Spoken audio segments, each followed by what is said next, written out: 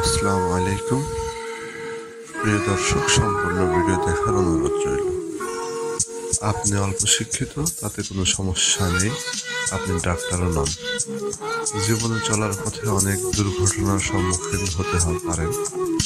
আপনার মাঝে যদি সঠিক প্রাথমিক চিকিৎসার জ্ঞান থাকে, আল্লাহর ইচ্ছায় আপনি এই ভাইয়ের মতো কারো জীবন ও কোনো মায়ের বুক খালি হওয়া থেকে রক্ষা করতে পারেন।